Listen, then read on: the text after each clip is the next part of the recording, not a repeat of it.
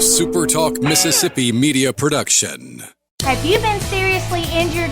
Mama Justice is here for you. Our medical team partners with top-notch doctors, surgeons, therapists, and urologists, ensuring a comprehensive recovery journey. If you've been injured, call Mama Justice today. We're here for you. Oh, yeah. Good morning, Mississippi. Everything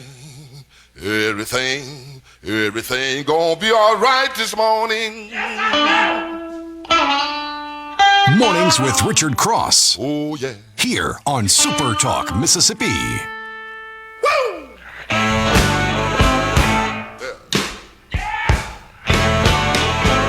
Now, when I was a young boy,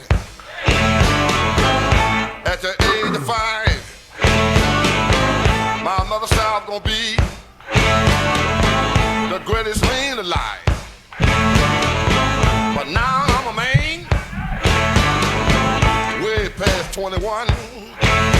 Good morning and welcome in. Mornings with Richard Cross on SuperTalk Mississippi. Thanks for making us part of your daily routine, for getting up early, for starting your day with us. Mornings is presented by Community Bank, online at communitybank.net.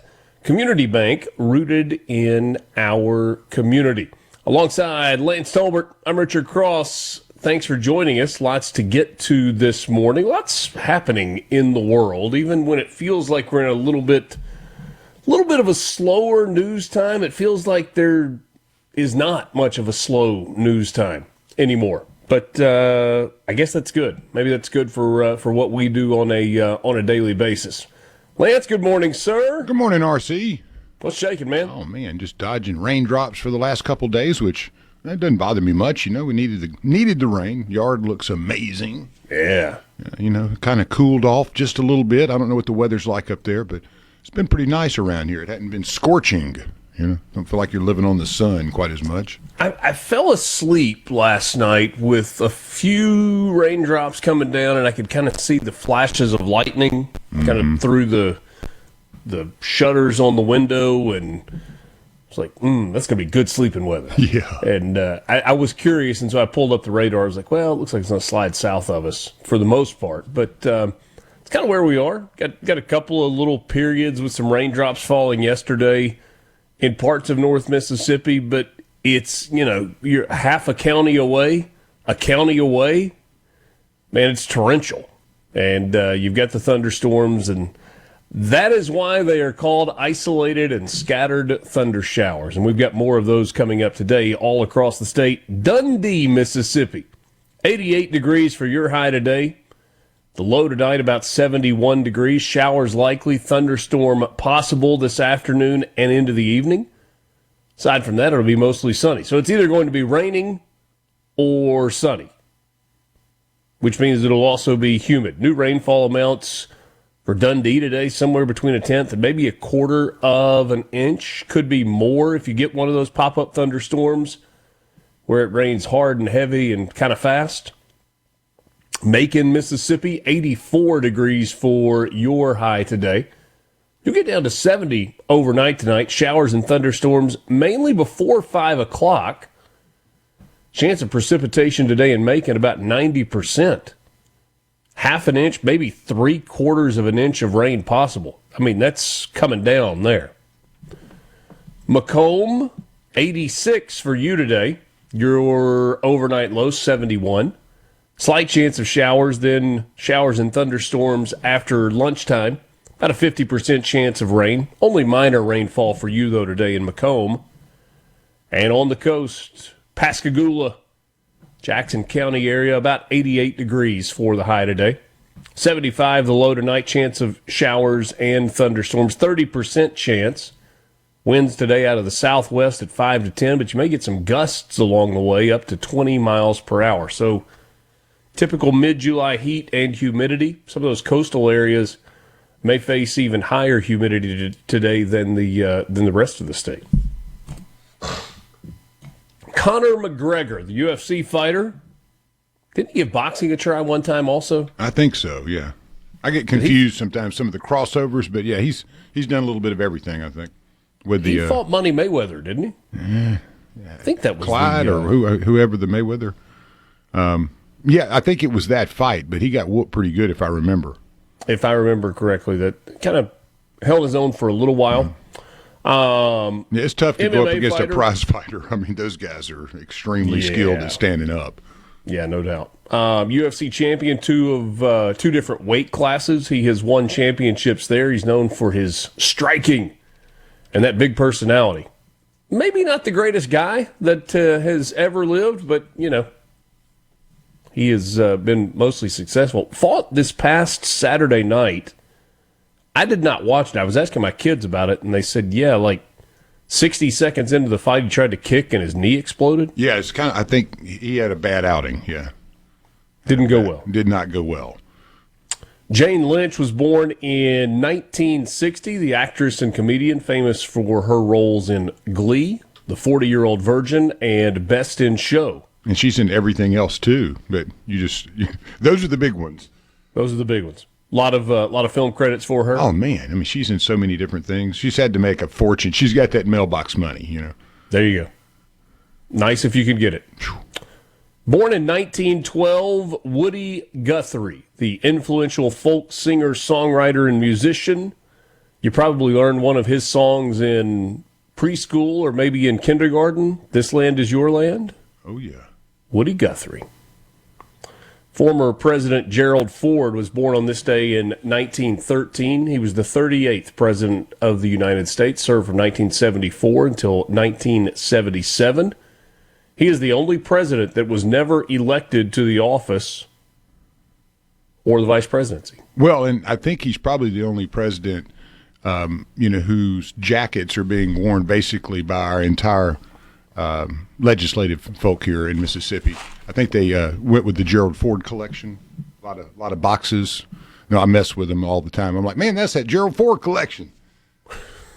I think you got a couple of them too. You just need some really bright pants, some Azar pants to kind of match it up. Hold on a second. I got to pull up a picture of Gerald Ford. Oh my God, man, he had the best, sports coats. I'm not talking about his suits. He had the loud pants and the boxes. He's a sport coat guy. Oh man, yeah, because he was a golfer.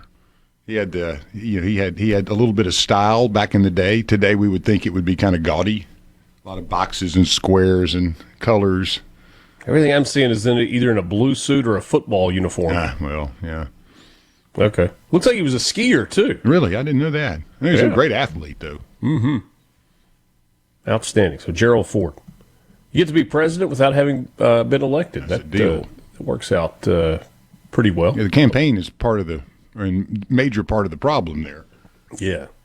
William Hanna was born in 1910. He lived until 2001. He was half of the Hanna-Barbera duo, co-founder of that company, an animator and a producer. His credits include Tom and Jerry, The Flintstones, and Scooby-Doo. Man, that's just my childhood almost. Do you think he had some mailbox money? Golly, come on, man. Yeah. Lonnie Love was born in 1971, the comedian, actress, and TV host known for The Real and for stand-up comedy. Take your word for it. Franklin Graham, born in 1952, the evangelical Christian leader. He is the president of Samaritan's Purse and the Billy Graham Evangelistic Association. Is that the son? Yes, Yeah. Billy Graham, the father. Right. My mama was a huge Billy Graham fan. She'd have it piping when we'd come over. There you go. Did you learn anything? Oh, of course. Attaboy. Yes, sir.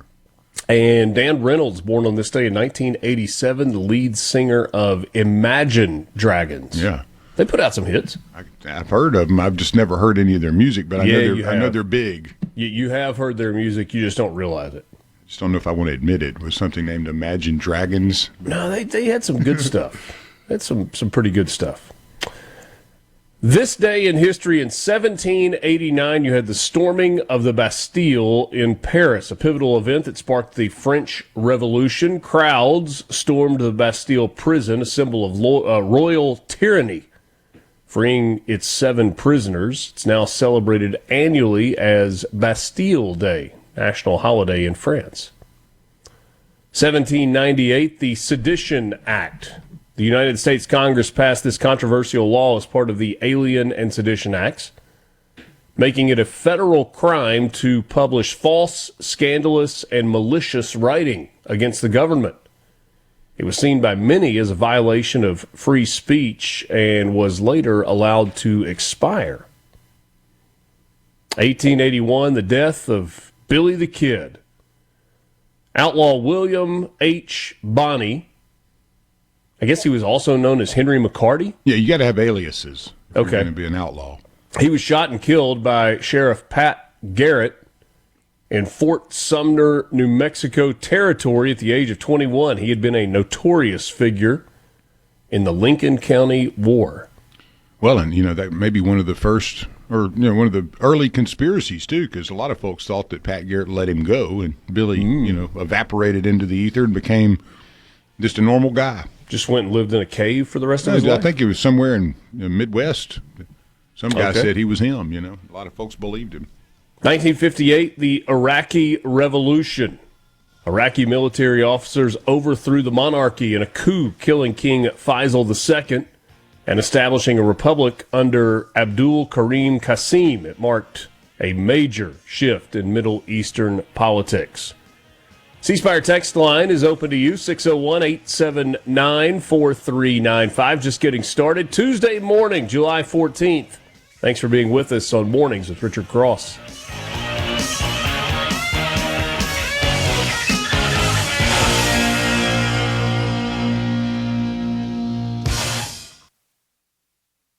Good morning from the Venable. And get the Magnolia State's most important news of the day. Mornings with Richard Cross on Super Talk, Mississippi.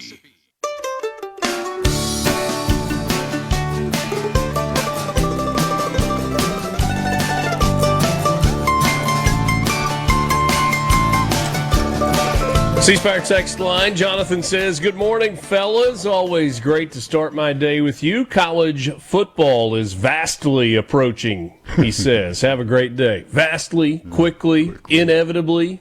Man, it'll be here before you know it. Wonderfully. We'll be ensconced in college football. Was it yesterday or 2 days ago that you sent me a message said, can't wait for football? Yeah, well, and then the lady that weighed 800 pounds drinking a beer falling down the stairs to go along with it. Yeah, it was just like, yes, cannot wait for the craziness of college football. You get to see it firsthand, my brother, and I am envious because the party must go on. Right? Yeah, so close. Yeah. So close. I think I'm going to do a high school football game on television this year. I don't know that that'll for be sure, fun. but I think so. Like one of the national type of games that they have? Yeah. That'll be awesome. Like maybe a couple of weeks before the season starts? I love high school football. I can't take anything away from college football, but we do the high school football scoreboard show on Friday nights. Great honor to do it, but also just that we get in the community, in towns and small communities every Friday night and get to learn so much about the young men and the fans. It's just really so cool and brings so many people together. It's time for football. And we've got dudes. We got dudes. Man, have we got some dudes in Mississippi. Oh yeah, definitely. And we got some great sportscasters too, and Borky and JT Mitchell. First year last year, they did a great job, man. It was really fun listening to those dudes. Yeah. I was proud for both of them. I heard glowing reports about that. Oh, yeah. So, 1965 Mariner 4 flyby. NASA's spacecraft Mariner 4, 1965, completed the first successful flyby of Mars, sending back the first close-up photos of another planet, revealing a cratered, barren surface. Before you go into the next one, I have a quick one for you. Okay. Yeah. There was this guy named Samuel Morse back in the 1830s developed the telegraph. We know it as Morse code, generally is what we would, remember it as. Sure. In 2013, think of this, 1830s is when it was invented. Yeah. It had a great history, right? I mean, revolutionized communications. But just a few years ago, in 2013, India was the last telegraph sentence. They decided to shut down their state-run telecommunications company in 2013. I mean, I don't know how many others were using the telegraph in 2013, but that's a heck of a run. The hardware, whatever was. So I don't have the ability to send you a telegraph today? No, that's what they say. The last one was sent by Indian state media in 2013. Okay. Wow. Okay. So, I mean, it made it from 1830 to 2013. That's a heck of a run for one system if you put, you think about it. Wonder what we'll be using in 20 years. iPhone. Well, you won't. That's what you said. Yeah, I got you, bud. 2016 is when you had the Nice truck attack in France. A terrorist drove a truck into a crowd of people celebrating Bastille Day on the Promenade des Anglais, maybe, killing 86 people and injuring hundreds in an attack that was claimed by ISIS. In 1864, little Mississippi connection here, the Battle of Harrisburg near Tupelo during the Civil War, Union forces under Andrew Jackson Smith repulsed an attack by Confederate General Nathan Bedford Forrest. It was part of efforts to protect Union supply lines. We got a message on the C Spire text line from Chris and Brandon. Said he watched Young Washington last night at the theater. Patriotic movie, amazing. Said made us proud to be Americans. Every American needs to see this. Heard good things about that. Yeah, you never know if the hype meets it, but I've heard nothing but great things from it. So it's good to know that one of our trusted listeners there you go. Jumped off into the deep end and went and saw it. I'm going to have to do that now. I'm not a big movie theater guy, but Mike could be persuaded to check that one out. All right, news headlines this morning. 2 arrests have been made in connection with a Philadelphia shooting that claimed the life of one individual and left 3 others injured. According to the Philadelphia Police Department, Carthage natives Jatavius Johnson, 20 years old, and Jacob Triplett, also 20, were arrested and charged with first-degree murder and 3 counts of attempted murder. A multi-agency effort led to their arrest, with the Carthage Police Department and the Leake County Sheriff's Office being credited with assisting authorities in Philadelphia. Around noon on Sunday, officers responded to a location near West Walnut Street after receiving a call that shots had been fired at a large birthday party with multiple reported victims. Upon arrival at the scene, law enforcement reportedly found 19-year-old Jamari Hickman suffering from multiple gunshot wounds. Hickman was rushed to a local hospital after officers gave him emergency aid on the scene, and ultimately he succumbed to his injuries. As for the other victims, 2 were reported to have minor wounds from bullets grazing their arms and their legs. The unidentified individuals were taken to a local hospital, treated, and released. There was one victim with a more serious gunshot wound to the leg. He was transferred to UMMC for additional treatment. So 2 have been locked up in this case, but police say they are continuing their investigation and that more arrests are expected. It happened at a large birthday gathering. Yeah. Big group there to celebrate, and then that happens. A Mississippi man is behind bars after he allegedly drove up to the United States Capitol with a handgun in his lap. Capitol Police in D.C. reported that Wendell Royster, 67 years old, drove up to the north barricade of the Capitol building on Constitution Avenue in a rented Ford Bronco about 11:22 yesterday morning. At the scene, Royster reportedly asked police for directions to the United States Supreme Court.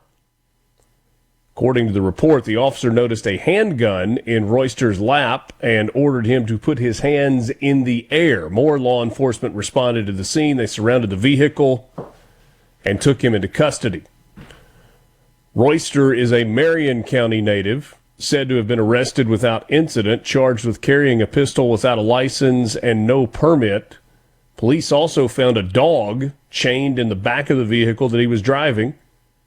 The dog was handed over to animal control. Authorities remind the public that weapons are prohibited on Capitol grounds. A motive has yet to be established. Maybe he was just wanting to feel safe, wanted to be able to protect himself, or maybe there was something far more nefarious. Ugh. Bad day for him. Union workers with Jackson's public transportation system are on strike, and Mayor John Horn is calling on all parties involved to quickly reach a resolution, as disruption in services could impact roughly 1,000 daily riders.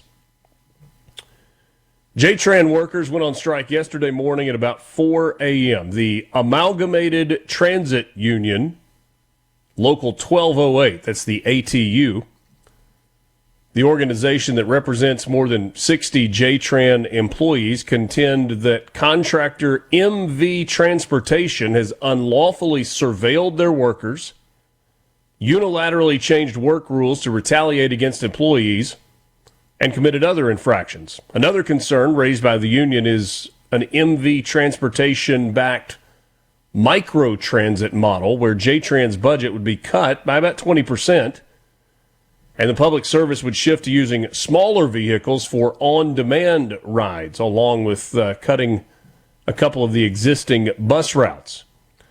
JTRAN's union workers voted back in June to authorize a strike. Before actually going on strike, they began the negotiation process and tried to come up with an agreement that would satisfy everybody. But ATU argues that MV Transportation engaged in bad faith negotiations.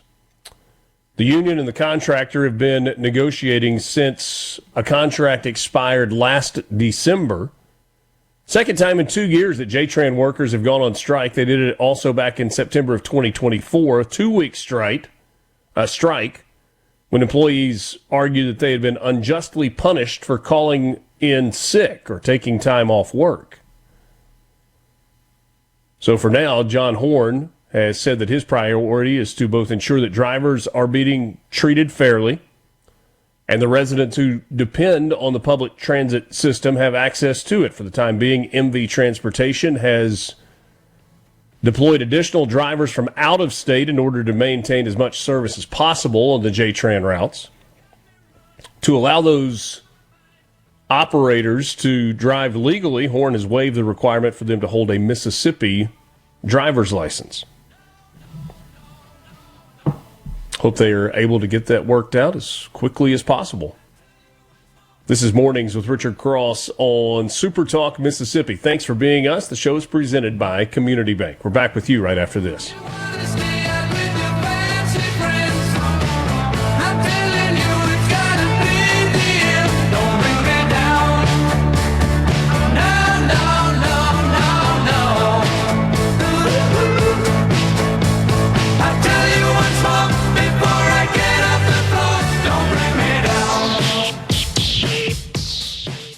From the Seabrook.com. Shaping Mississippi politics each morning. Mornings with Richard Cross. Super Talk, Mississippi.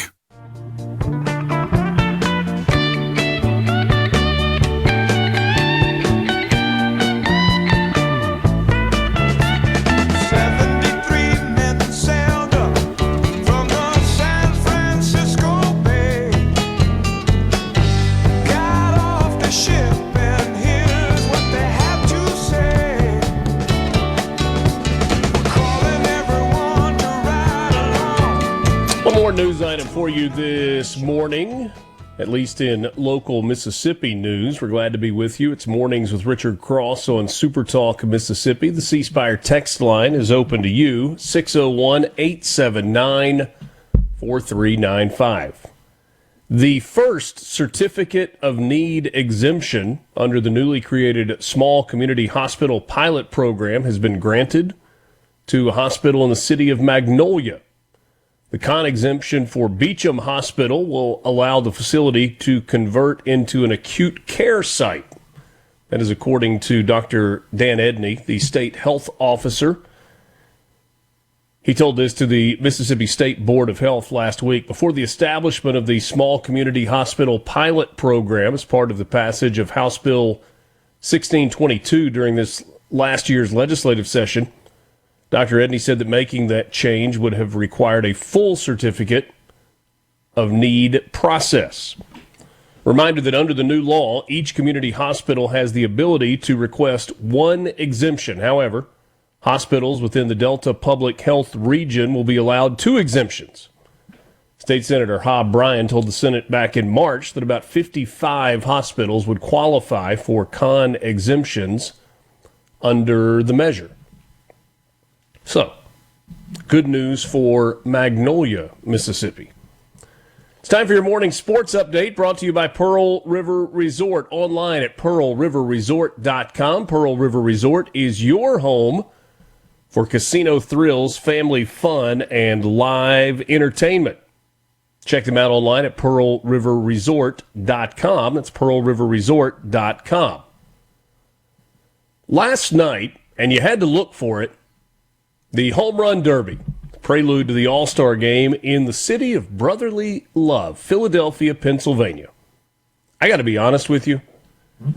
The fact that the All-Star Game is tonight and the Home Run Derby was last night slipped up on me. Knew we were close, knew we were past the halfway point of the regular season, but normally the All-Star Game coincides with SEC Media Days. SEC Media Days is a week later this year. And I haven't had that on my calendar as much because I'm not going to be there. And it just got here and I didn't even realize it. But, man, what a show. It was, by the way, streamed on Netflix. Yeah, that was fairly obscure. I was watching Netflix obscure. And went like, what? Okay. I was not watching Netflix. I never do. I just happened to be on it last night and was like, oh, okay. Well, I guess I was working on kind of putting the show together today, and I saw the headline that, All-Star Weekend and Home Run Derby, and I was like, ooh, I gotta flip that on. I flip it on, turn the television on, I'm like, all right, where is this? ESPN? No, ESPN doesn't have the rights for that anymore. Fox. It's not on Fox. This is the news. It's like, hold on, is it streaming? I had to Google it. I was like, where is the Home Run Derby streaming? So I finally found it, and it was pretty cool. New format, at least in the finals, you get 15 swings. No, you hit a ball to the outfield and it counts as an out. It's just you get 15 swings. If you don't swing at a pitch, it doesn't count. Jordan Walker, wearing his St. Louis Cardinals hat backward, chewing on a big old wad of bubble gum, was the winner. He defeated Kyle Schwarber, the hometown favorite, who had notched 11 home runs during his 15-swing turn in the final. Philly fans booed everybody but Kyle Schwarber and Bryce Harper throughout the night. He gave Jordan Walker a hug and then headed for the exit. It was pretty cool. So once you get down to your final swing, they had what they called the magenta ball. It's like the magic ball or the money ball or whatever. And if you hit a home run, you got another swing. Do it in glitter.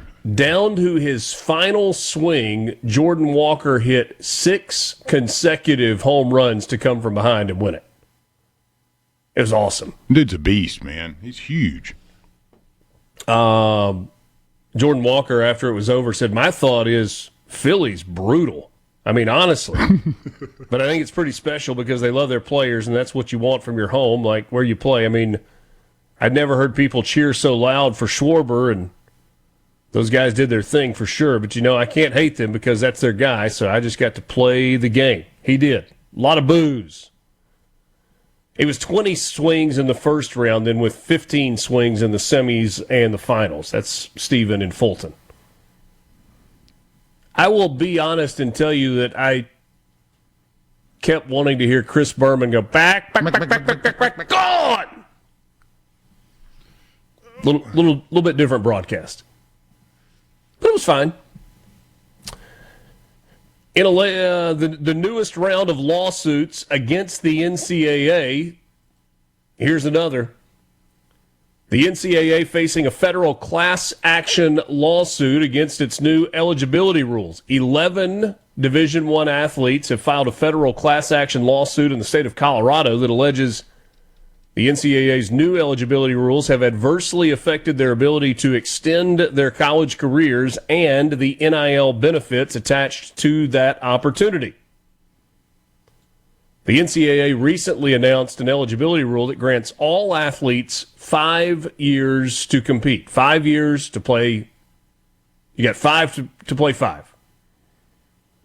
In the past, it was you've got 5 to play 4. You had 5 years of eligibility to play 4 years of competition, so they're moving it to 5 for 5. But it did not grant athletes that exhausted their eligibility this past year, the 25-26 athletic season, an additional season. If successful, the federal lawsuit could essentially nullify the NCAA's new eligibility rules for a massive pool of athletes all across the sport who would then be allowed to enter the transfer portal and extend their careers. Football season starts in a month-ish. A ruling in favor of these athletes could alter the college landscape for the upcoming season. If the rule is defeated in court, it could also signal a significant ruling in favor of the NCAA. They have not won many lawsuits over the last few years. Yeah, they've been on a heater of losing. Yeah. An Ohio judge last week granted 24 men's and women's college basketball players a preliminary injunction to continue their college careers and enter the transfer portal after they had been ruled ineligible by the NCAA, alleging that the new system unfairly impacts them. What this has the ability to do is create absolute chaos because you don't have enough spots. Rosters are built at this point for football teams. Basketball may have a few spots, not for all of the athletes, though, that would say they want to play again. Baseball now has 34-man rosters. There's a cap limit on the roster size, even though you can give up to 34 scholarships, but we'll see where it goes. The University of Michigan's regents are expected to discuss an investigation into the culture of its athletics department at a meeting on Thursday of this week. As part of the review, a decision on the future of the athletics director there, Ward Manuel, is anticipated. A university spokesman told ESPN over the weekend that the school had nothing to report and declined further comment. Michigan commissioned the investigation in December of last year following the firing of football coach Sharon Moore for having an inappropriate relationship with a staff member. By the way, Michigan went on to hire Utah head coach Kyle Whittingham. After being fired by Manuel, Moore drove to the home of a staff member and confronted her. Then he was arrested and agreed to a plea deal for misdemeanor malicious use of a telecommunications device, not Samuel's Morse code. Not the telegraph, right. And misdemeanor trespassing. They hired a law firm out of Chicago, Jenner and Block, and spent over $11 million on the internal investigation. Man, $11 million? $11 million since December. Yeah, people got too much money to burn, it sounds like. Goodness gracious. You remember Tom Marr's name, the attorney that has been very involved with college athletes in recent years? He posted something yesterday. See if I can scroll to it. Did he get a cut of that? I mean, he's an attorney. Here it is. Michigan's $11 million legal bill from Jenner and Block, divided by an average hourly rate of $1,200, equals 9,166 hours at a whopping hypothetical average of 120 billed hours per week. 9,166 hours would be 76 weeks of legal work, yet they were only hired in December of 2025, 30 weeks ago. He says, now that's something that ought to be investigated. Yeah, the firm. Get Tom Cruise on that. $1,200 an hour, which False is billing. An exorbitant amount. What's the saying? Billable hours are undefeated? Yeah. In that case, surely. We're back right after this. Mornings with Richard Cross. That's your sports update brought to you by Pearl River Resort. Good morning from the Mornings with Richard Cross here on SuperTalk Mississippi. What else? And always on the SuperTalk app.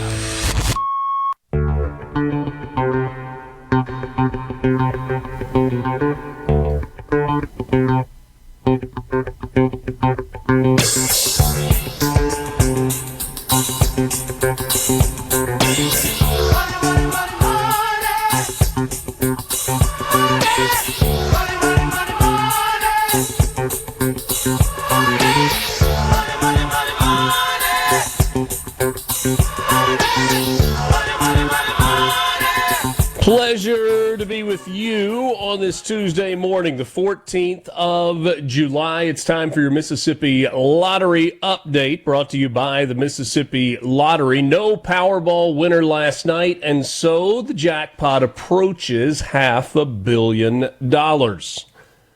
That's right, the estimated jackpot for tomorrow night's drawing, Wednesday night, $498 million, with an estimated cash value of $221 million. Mega Millions is not approaching $500 million. It has surpassed it by quite a bit. You got a Mega Millions drawing tonight, $637 million up for grabs. That's the estimated jackpot with a cash value of $278 million. Be sure to download the Mississippi Lottery app. It is free and available for your iPhone or your Samsung device or whatever you use. It's free. You can also check out their website, mslottery.com.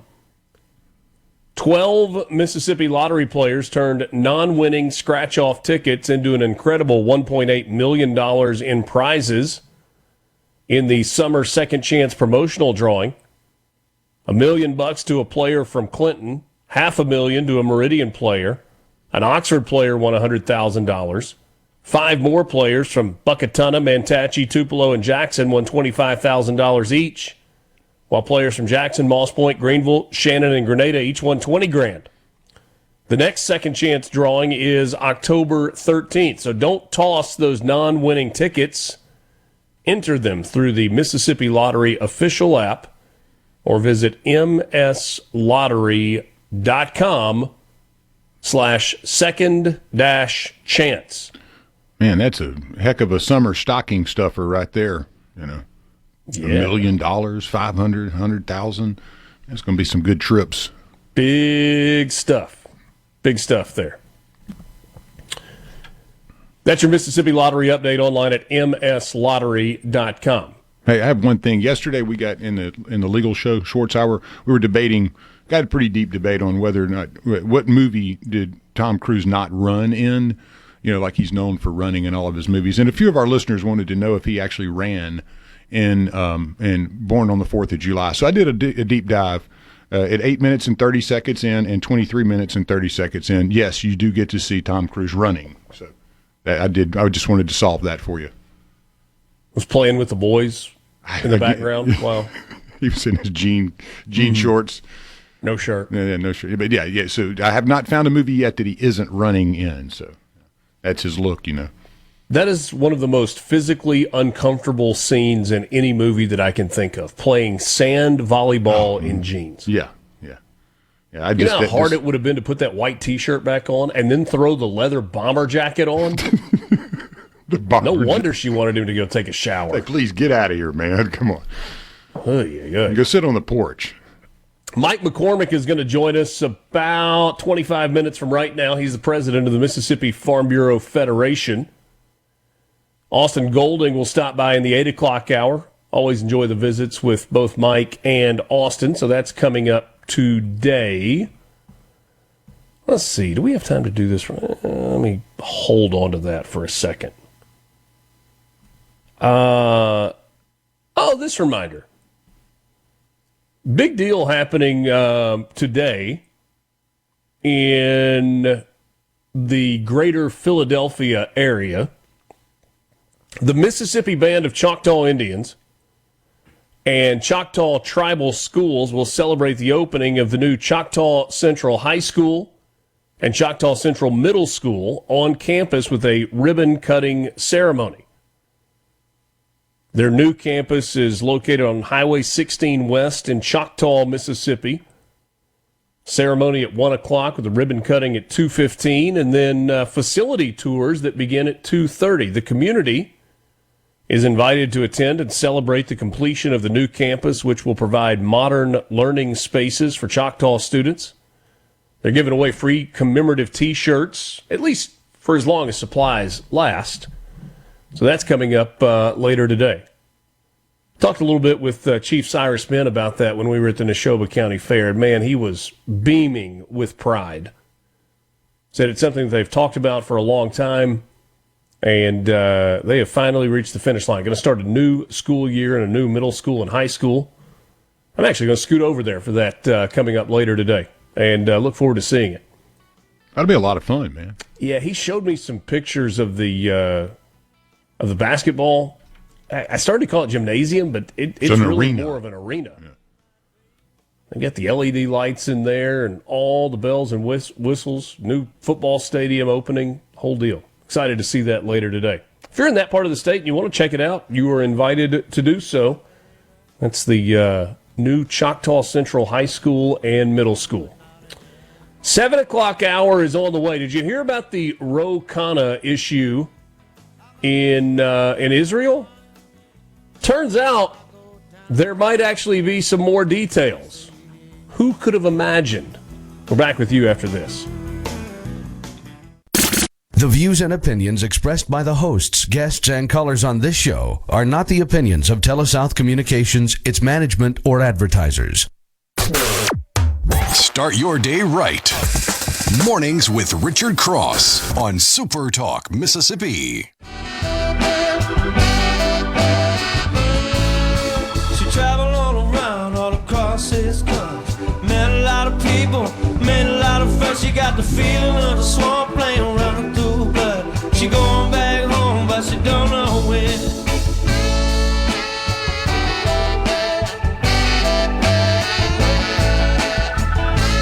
Mornings with Richard Cross on SuperTalk, Mississippi. Glad to be with you on this 14th day of July. We are almost to the middle of the month of July, which means we're on, I can't even make myself say it.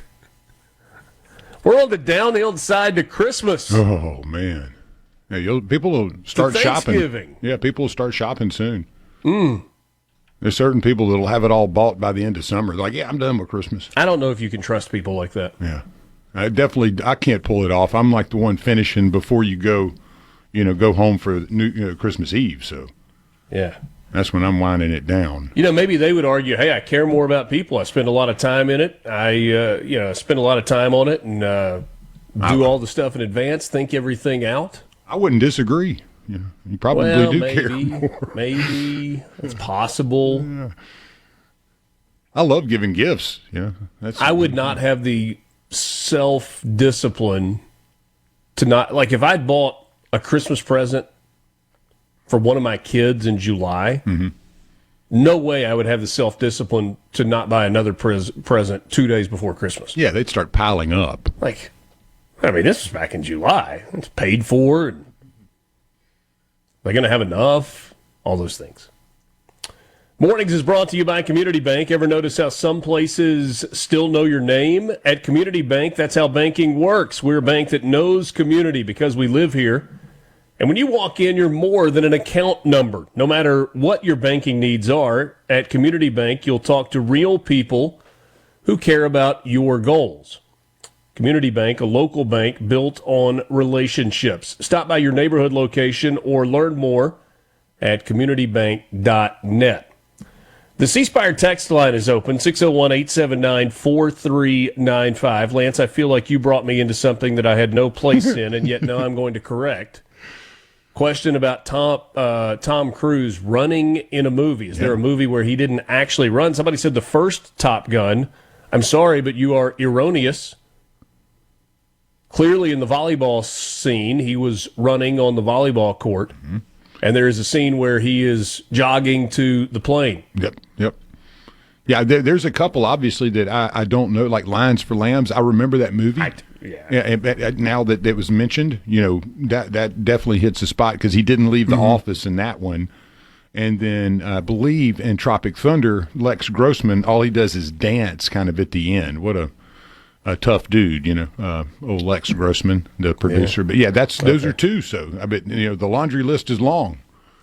This hour of Mornings with Richard Cross is brought to you by MWG Employer Services. Running a business is tough, and if you're struggling with HR, benefits, and payroll, you're not alone. That's where MWG Employer Services comes in. They can provide a full range of employer services plus a custom plan that fits you. Give them a call today, 601-206-7966, or go to MWGEmployerServices.com, MWGEmployerServices.com.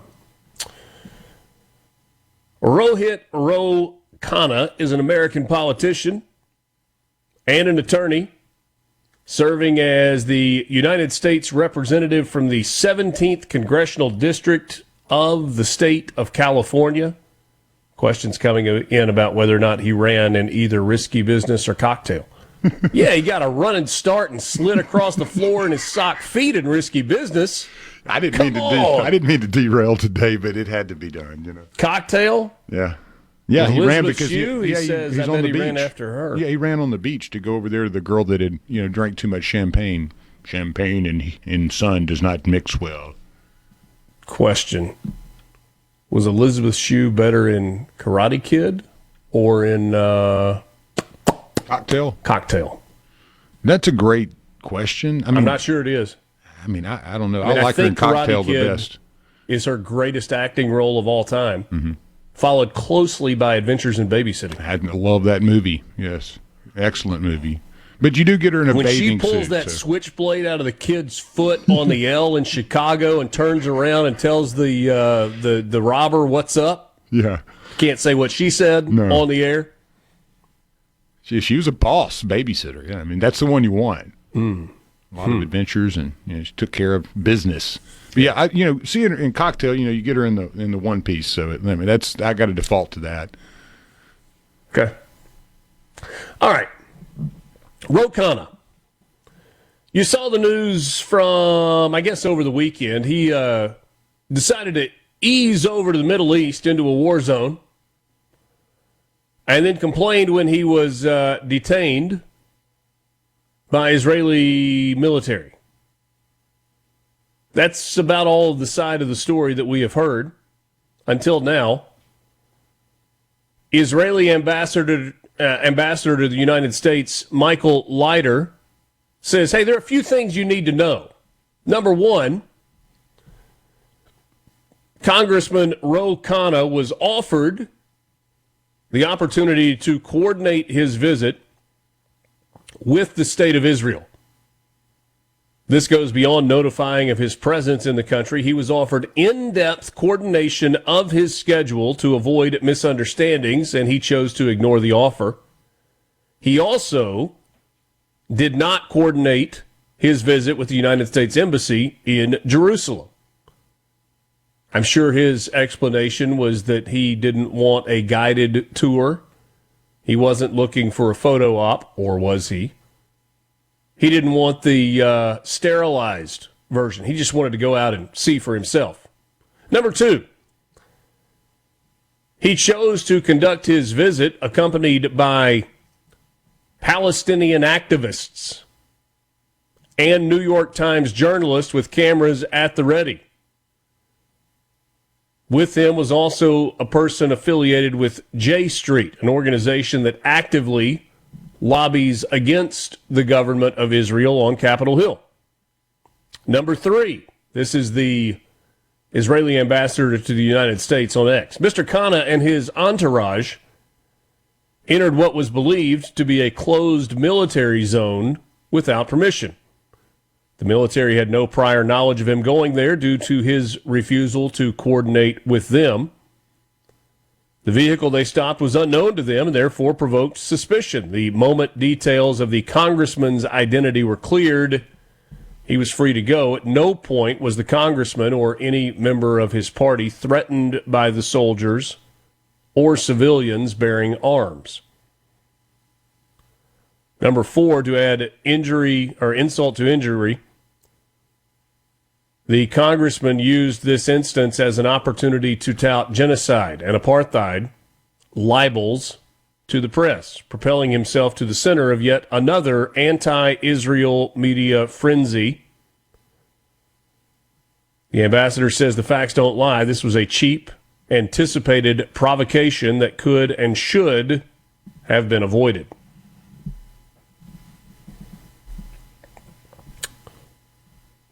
Is it unfair for me to say, why do we have a sitting United States congressman taking it upon himself to fly halfway around the world to tour, quote unquote, Israel without diplomatic care? If nothing else, it's reckless. Well, it seems like you're asking for trouble, that's for sure. I mean, it really does. And, I mean, while Israel certainly is our friend, not everybody that is within the borders of Israel is our friend. What if a sitting congressman is kidnapped?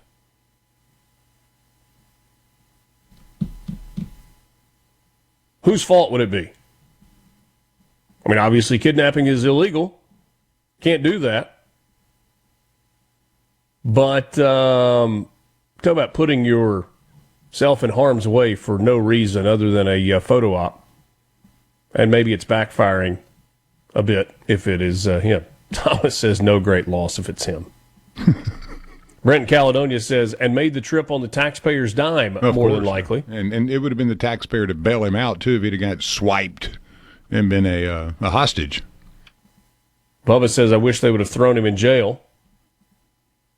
Somebody said, I find that hard to believe, considering that he was first approached by settlers, not military. Settlers are not allowed on military grounds. Well, maybe you're right. Maybe this is Israel spinning the story.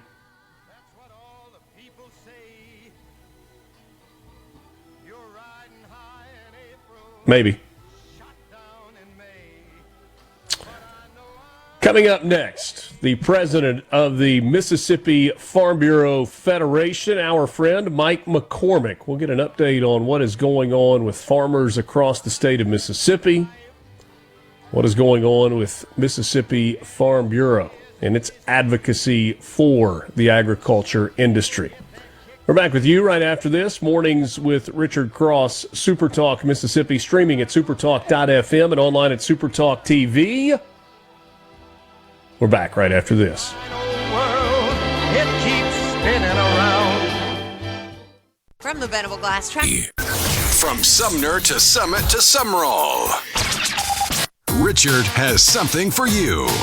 Mornings with Richard Cross on SuperTalk Mississippi.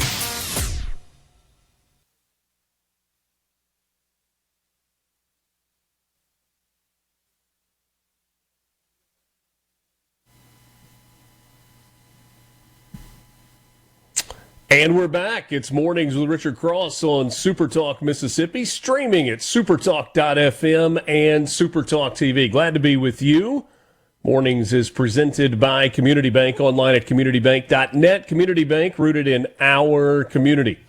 I am happy to welcome in our first guest this morning. It's a name that you recognize. Mike McCormick is president of the Mississippi Farm Bureau Federation. Mike, I feel like I need to issue you an apology. You've been around long enough that you know not to worry, but sometimes I wonder what Lance talks to our guests about before he comes in and the interviews begin. And if any apologies are needed, I want to issue those publicly without divulging anything else. We won't talk about what we talked about off the air. Let's leave it at that. That's probably just as well. Always good to see you. It was nice to bump into you at the Neshoba County Fair a few weeks ago. How are you? We're good. Fair was good. Wasn't a lot of bombs dropped there, but I suspect it'll be a lot more this time next year. You sit in a spot where you are advocating for farmers, but very much have your finger on the political pulse of the state of Mississippi. What's your observation as we sit now? I guess about a year out from primaries and what's going to be a wild political season, not just for the governor's race, but really for all of the statewide offices. I think everybody is just sitting back and waiting for the shoe to fall of who's running for governor and who's running for lieutenant governor, and we think we know some of those names, but I think we'll be surprised down the road on who goes where and maybe who decides to drop down a level or two, or who's going to run for ag commissioner. That's a big thing with me. I get a lot of calls. Got a call yesterday about someone wanting to come by and talk to me about that. So we'll talk to them and encourage them to make sure they're listening to their farmers and make sure they're listening to people that live in rural Mississippi, because I think that's a very important key piece of this moving forward. We know that Andy Gibson is incredibly passionate about farmers and agriculture in the state of Mississippi. It's an industry where he's been involved for a long time. In addition to all of the other responsibilities that go with that job, he has very much publicly thrown his hat into the ring, figuratively and literally, for governor,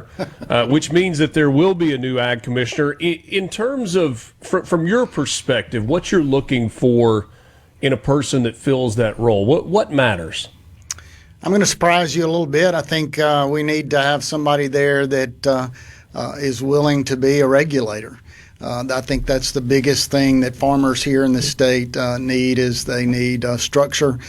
They need surety about the way we go about things, inspecting grain elevators that we've had a little bit of problems with over the last several years, and just all the things. But the regulatory thing is really at the top of our mind. We want to see somebody that can relate to the legislature, because we've had some budget cuts there over the last several years that have impacted the ability to retain and hire good people at the Department of Agriculture and Commerce, and so we need somebody that can come in and continue that bridge that we've been building, and just keep Mississippi agriculture our number one industry in the state. That really is interesting to hear somebody say we need more regulation. Is it that we need more, or is it enforcement, or is it common sense regulation? What is it that specifically you're looking for?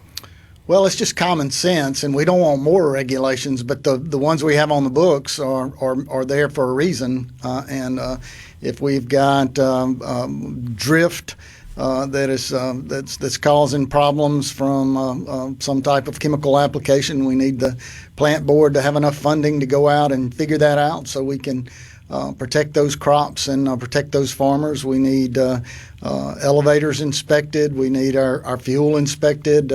All of the things that aren't fun and doesn't get a agriculture commissioner elected. Or I think what's most important to people is, are you looking over everything that you need to be looking over? I was having a conversation with somebody a week or so ago, and we were just talking about farming and how it had changed through the years. And there was a person that said, "Oh, are you a farmer?" And his response was, "No, I'm a cotton farmer." That there was a difference. We have seen the cotton industry change so dramatically in terms of acreage and cost and technology and everything that goes along with this. What is your level of concern that Mississippi is not the cotton state that it once was? Tremendous. My father, if you would ask him what he was when he passed away, he would have told you he was a cotton farmer. And we grew cotton maybe twice my whole life growing up. But that's all he did from the time he was 10 years old up past World War II until he passed away in 1980. He farmed, but he considered himself still a cotton farmer. The farm I live on in Union Church, the people moved there from Richmond County, North Carolina in 1820, looking for water that they could use to sustain themselves and look for a place that would grow cotton. Mississippi was a leader in cotton production because our climate here has historically been one that grows great cotton. Hot, dry, good soils. That's what it likes. Unfortunately, we're in a world of contraction in the cotton business. It's just not really profitable right now. It takes a lot of inputs, a lot of investment to be a cotton farmer, and then you have all the infrastructure as the acreage begins to roll back. A lot of the gins have closed. I think there's one gin south of I-20 in the whole state of Mississippi. So there used to be a cotton gin on my place in Union Church, Mississippi. So they were common, but now China controls that market. We're trying to. Our Senator Hyde Smith is doing a great job of trying to bring some of this production of cotton back to the United States. After we grow it, we consume and actually are importing cotton from around the world to come back here and be manufactured into other things. But we've got to take the cotton we grow and take it through the whole process to sell it to a consumer here in the United States. And I think we're headed in the right direction with that. We've got some good people looking over that. You know, some of my earliest and fondest memories as a kid are of my grandfather as a cotton farmer in Coffeyville. And I remember, and I know they say it's probably not safe anymore, but like one of the cool activities was getting to go climb around in the cotton trailer and, jump around and play with it. And I remember going down to the gin and seeing people working on the cotton pickers and all of those things. I'm curious, though, when you talk about bringing some of the cotton industry back to the United States, I don't know that it ever all comes back. Is that trying to put the toothpaste back in the tube? So from an infrastructure standpoint, all those gins that you mentioned that have closed, reopening, retrofitting, updating them to modern standards would be so incredibly cost prohibitive. Is there a scenario where it can come back ever? I don't think that once you lose that infrastructure that you can ever go back and rebuild it. There's probably just not enough profit margin there to go back and totally redo it. But I do think through the Buying American Cotton Act that we can promote wearing cotton instead of wearing plastics. That's been a big argument of whether we can even say that or not. We're not trying to tell people that make plastics that they're bad, but wearing something that we grew out of the ground that is good for you, like cotton, I think is something that we can promote, and we can promote bringing the manufacturing facilities back here where we can spin the yarn and make it back here in the United States and grow that demand. I do think that's possible. Is there a middle ground on that? I mean, I think about a lot of the shirts that I wear. They're some combination of a synthetic. I mean, is there a synthetic cotton blend that can be woven together that kind of creates the best of both worlds that becomes not cost prohibitive? I'm obviously not a fashion expert, but I do believe you can blend cotton in with some of this the new fibers that you have to use blends that I think people would like. I think that's a good-looking sport coat you got on this morning. Thank you, sir. Thank you. All cotton, I think. Of course. Mike McCormick is my guest. He is president of the Mississippi Farm Bureau Federation. Got about a minute until the break. We'll continue the conversation on the other side. But big picture, as you go back and forth to Washington, D.C., as you talk with our legislators, what is what's the biggest talking point or the conversation inflection point right now? Well, we've got to get a farm bill passed. We got most of that in the big, beautiful bill last year, but Congress still has some work to do, and we're hoping to finish that by the August recess. We had a conversation with some of the folks from the Farm Service Agency just a week or so ago, and there's some interesting stuff that is going on with how farmers can file and how they can divide their farms up. We'll get into that with Mike McCormick as well coming up next. And will we ever get that farm bill? We're back with you after this. Mornings with Richard Cross, SuperTalk Mississippi, streaming at supertalk.fm and SuperTalk TV, presented by Community Bank.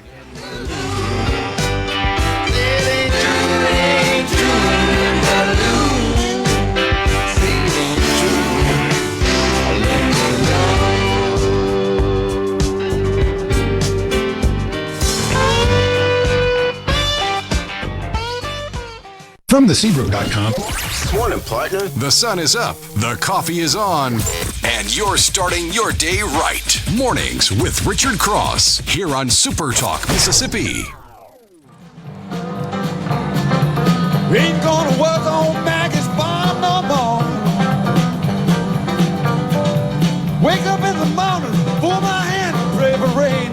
Got a head full of ideas. Great being with you this morning. It is Mornings with Richard Cross on Super Talk Mississippi, presented by Community Bank. Mike McCormick is my guest, president of the Mississippi Farm Bureau Federation. You mentioned the farm bill before the break. Mm-hmm. Will we ever? Boy, it's going to be tough. We got a lot of what we needed in the big, beautiful bill, and now we have the Democrats are complaining about the SNAP cuts, and they're not really supportive of moving a farm bill forward. So we got to get 60 votes in the Senate, and there's going to have to be some trade-offs to get that 60 vote margin, and we'll just see what we can do. Senator Bozeman is a positive kind of guy, and I think he's going to do everything he can to get there. So we'll see how it goes. I've asked this question before, and it feels like it's one that is fraught with political landmines.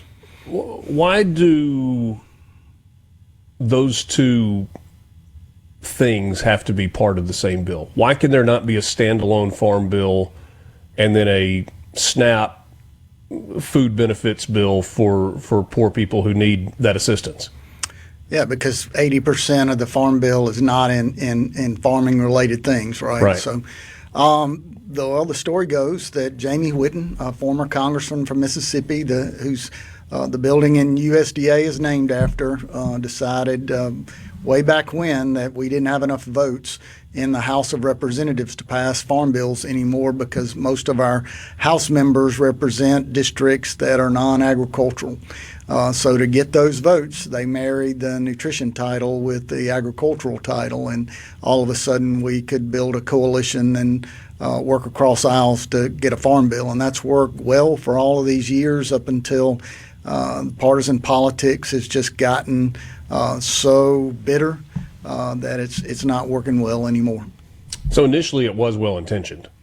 Yeah, I mean, if you look at the House of Representatives, very few of the House members represent an agricultural district. I mean, you have a ton of them that are just a city or pretty metropolitan areas. So they have no interest in voting on a farm bill. You have to put something else in there to get their attention to say, hey, this is a good thing and we need to do it. So over the years, it was the only way to do it. In the future, I don't know. I don't think that putting them in a bill like we had to pass last year is a good thing, but it was the only way to get it through last year. We would be working with historically out-of-date numbers for the programs. It didn't work for anybody, especially the farmers. So I don't know if we can come back to where agriculture is the one issue that is nonpartisan and all come together to say, hey, when farmers thrive, our communities thrive all over the United States,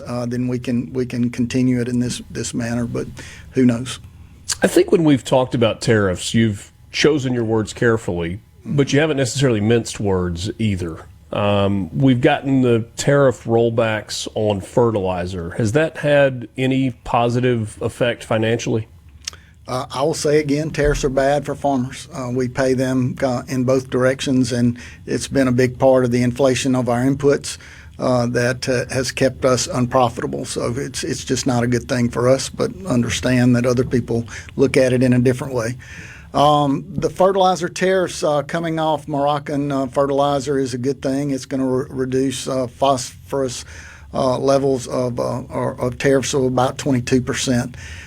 Talked to Secretary Vaden, Undersecretary Vaden last week. We were in Washington, D.C. at American Farm Bureau board meetings. He spent the morning with us there, and we talked about it.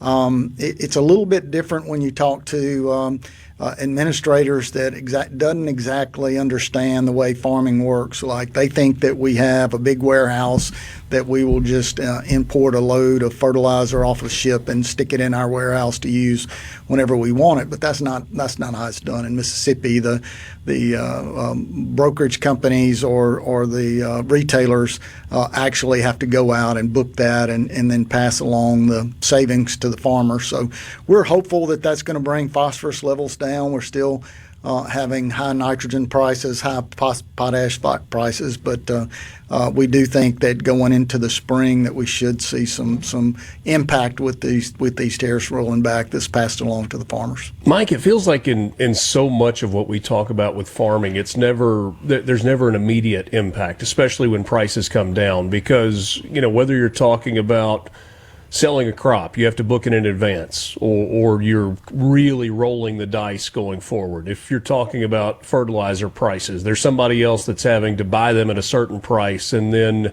there's a 6-month lead time or a year out lead time. What about with fuel costs? We have seen as a result of the war in Iran, fuel prices go way up, and now they've come, I think at a high, they were at 120, and now they come down into the high 60s, and now they're back up into the 80s. When we talk about prices at the pump, they tend to go up quickly and come down a whole lot slower. Is there a tangible difference that you've seen in the last couple of months for fuel prices that obviously farmers rely very heavily on with the prices that have come back down, and now the uncertainty of what the Iran war may look like going forward? Got a call from my fuel guy yesterday, and he said, you need some, you better get it because it's going back up. So we went ahead and got enough to probably get me into the fall there for my little cattle operation. But I think it just points out to the fact that farmers have to be extraordinary business people, and they have to look at all the things in the markets and the way they're moving to try to book at the right time of the things that they're selling and book at the right times of the thing that they're buying to try to get a profit margin in there somewhere. And sometimes those are razor thin. That's interesting to hear you say that farmers need to be extraordinary business people. And for some, that is handed down from generation to generation. For some, it's innate. But for a lot, the profile of a farmer is different than it was maybe 50 years ago, where you need a business degree, you need an ag sciences degree to really understand it. Is that what you're saying? Maybe this is a two-part question, which I know I'm not really supposed to ask. Are there young farmers that are coming into the business? Because I know it's harder to get into than it ever has been. But if the answer to that is yes, are they coming in with college degrees and business degrees? Yes.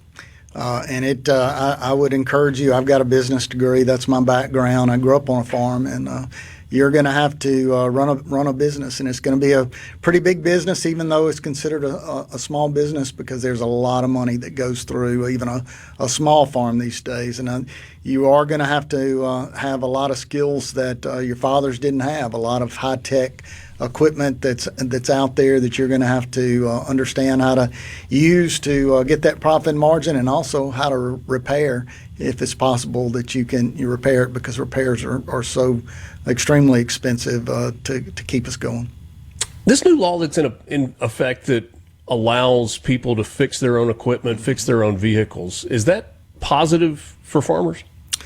You know, I get asked that question a lot, and I will give credit to our equipment dealerships here throughout the Mississippi area that we have not gotten a lot of calls like some of my presidents in other states that are just screaming about this right to repair stuff. It's frustrating. I've got air codes on my tractor right now, and I talk to my dealership, and they're 2 weeks out from being able to get me a technician to look at it. So I'm buying parts myself, trying to keep it going. But I think the equipment manufacturers would always say you have the right to repair. You just don't have the right to modify, and that's their concerns, is that you start up in the horsepower or taking some of the safety things off that they're going to be liable for. But it's never a bad thing that we've got some extra things coming to us that would allow us to fix our own tractors. That's a good thing. Will we have people that are shade tree mechanics to be able to do that here? Probably not a lot. You may find somebody here and there, but it's pretty high tech now. Let's hit one more thing before we wrap up. When we say farming, so many people think about row crop, but that's only a portion of the farm industry in Mississippi. We've got tree farmers. We obviously have beef producers. Yep. Secretary Rollins has gone down the road of trying to do some things to help beef producers as of late. Can you tell us in a minute or so what we're looking at there? She's got some money coming in for some smaller processors, about $500 million worth. Those are a little bit of a niche market to make sure when we don't have the things that stressed us during COVID with big plants shutting down. I don't know that it'll have a huge impact, but it will have an impact, and we are encouraged by them investing in the beef industry.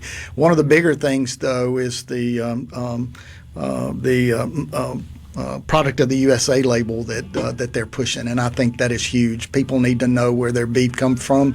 We need to eat American beef and support the American rancher.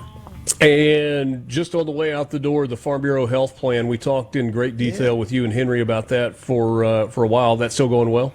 Going awesome, and I would encourage anybody that's struggling out there with finding health care benefits or options that they better go by their Farm Bureau office, because I've got something out there unique to us that can help cover their families at a very affordable way.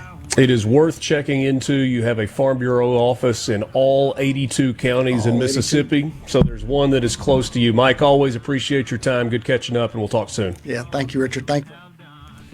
Mike McCormick, president of the Mississippi Farm Bureau Federation. We'll wrap up the 7 o'clock hour next.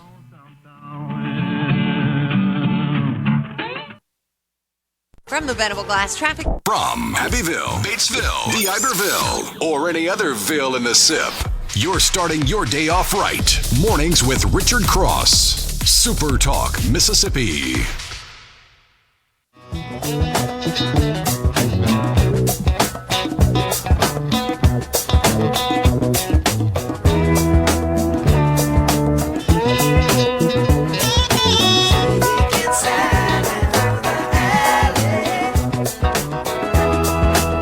We are just 2 days away from the 14th annual Palmer Home for Children Radiothon. That is coming up on Thursday of this week, and we need your help. SuperTalk Mississippi, working in conjunction with Palmer Home for Children to raise money for the kids that call Palmer home their home. And we need your help. You have been so incredibly generous over the previous 13 years, and we're calling on you for that same generosity again this Thursday. We want you to tune in. We want you to join us, and we want you to think about it and talk about it in advance. Not just, we are more than happy for you to have a kind of a visceral reaction on Palmer Home Day and have your heartstrings tugged on a little bit and say, hey, this is something that I want to be part of, but maybe do a little bit of planning over the next couple of days before the Radiothon begins, and consider making Palmer Home for Children part of what you support as an individual, as a family, as a business. Great things happening at Palmer Home for Children, and we look forward to being with you there starting at 6 o'clock on Thursday morning and going for 12 hours until 6 p.m. So we'll start things off with Mornings with Richard Cross, and then we will wrap things up in the afternoon at 6 o'clock with Sports Talk Mississippi, and Gerard will be there, and Rebecca will be there. Rhino will be there. Heard a little conversation about Rhino shaving a beard already. And so we'll look forward to that annual event. One shave per year for Rhino. Yeah, he's been working on this beard since the last one. So that's right. Yeah. That is get right. some air on that face. Anything for you to shave? No, not a whole lot. I did want to say one thing as I was getting to visit with Mike on the way out. The topic you were referring to, the health insurance plan that they've rolled out, he said they've got 3,000 folks enrolled and will shortly have 5,000. And these are folks that generally didn't have insurance, health insurance. So it's amazing. They're doing great work. Well, and there is, not to correct you, I'm not trying to do that, but it is technically not health insurance. Right, well, it is health care that functions largely the way that health insurance does. And again, I'm not actually you on that, but I do think that's you're right. I just key distinction. Went general on that. Yeah, that's a good way to describe it. C-Spire text line is open to you, 601-879-4395. Don't forget about the One Plan from C-Spire. Fiber home internet and wireless. Only $99 a month for new and current C-Spire customers. One plan, one price, one experience, zero compromise. Get started now at cspire.com/oneplan. C-Spire, customer inspired. I know this is going to be shocking to you, but sometimes policies do not have exactly the outcome that they are intended. And sometimes policymakers are short-sighted in what they propose and what they put in place and the long-term effects it might have. May I point you to New York City and New York State. New York's share of millionaires in the United States has dramatically declined in recent years, causing a nearly $11 billion loss in tax revenue. A study released yesterday by the Citizen Budget Commission comes amid fears that socialist Mayor Zoran Mamdani and his push to tax the rich will drive even more wealthy taxpayers and their businesses out of New York City. Even before Mamdani took office, the Empire State's share of the nation's millionaires dipped from nearly 13% to about 9%. That was in a 12-year span between 2010 and 2022. During the time period, that was the largest decline in percentage of millionaires of any state in the country. And now, with Mamdani and his stick-it-to-the-rich policy dreams, perhaps a supercharging of the drip, drip, drip departure of the wealthy from New York. Governor Kathy Hochul has firmly opposed an outright tax hike on the wealthy this year. Why this year? Perhaps because it's an election year in New York. But she did back the pied-à-terre tax on luxury second homes in New York City. Mamdani has gloated about the tax in social media posts. Remember the one where he filmed right outside of billionaire Ken Griffin's $238 million Manhattan penthouse. It was a stunt, but it was a stunt that caused Ken Griffin to threaten pulling a $6 billion development that he was working on Park Avenue. This is a staggering number. In New York, the top 1% of earners pay about 45% of all state income tax. And New York is doing nothing to prop up business. Senior state policy analyst with the Tax Foundation, Abir Mandel, argued that high taxes drive businesses away to friendlier states. The biggest example of such coming from California, where Elon Musk picked up and left and said, "I'm headed to Texas." Back with you after this. All right, now to the important stuff. Your VIP pass to hear what the most influential Mississippians are talking about. This is very important. Huge news. Mornings with Richard Cross on Super Talk, Mississippi. How high's the water, mama?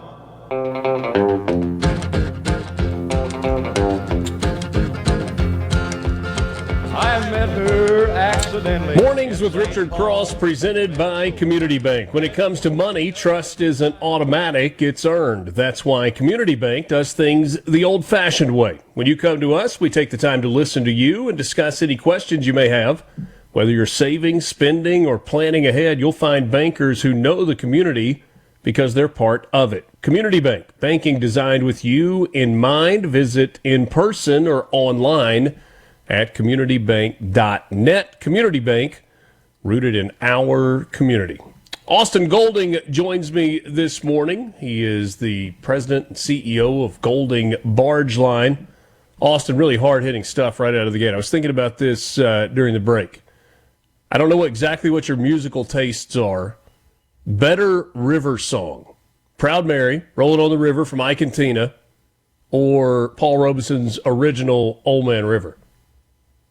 It's Old Man River, for sure. Okay. That's an easy one. That's an easy one. Just making sure. One of the things that I loved growing up, we occasionally went to the Sunset Symphony that they had in Memphis. It was kind of like the culmination of Memphis in May, and James Hyder sang the original Paul Robeson Old Man River song, and man, it was something. Yeah, of all the places to hear that song, that's a great spot. Our first company was called Old Man River. Was it really? Back in the 70s and 80s. Yeah, so that was an easy pick for me. That was Dad's first venture into this. I'm glad you mentioned that because I wanted to ask how Golding Barge Line got started, and kind of going back to the beginning. It has grown into an incredible Mississippi company that is successful and has been a family business. But how did it all get started?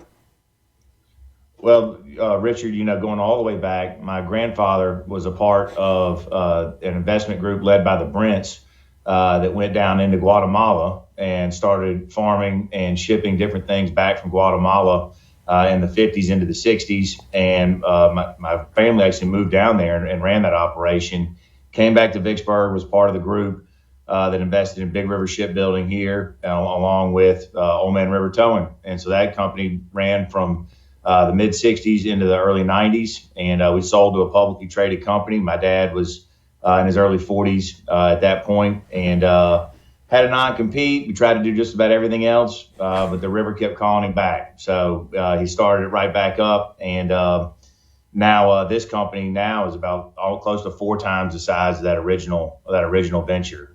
So we've taken a lot of my dad's experience, and he uses a lot of our energy, and it makes a really, really good team. We get to learn from somebody that's been doing it for over 50 years, and he gets to use our ability to go out and find the business and find the mariners and put it all together a second time with his guidance. It's been a lot of fun.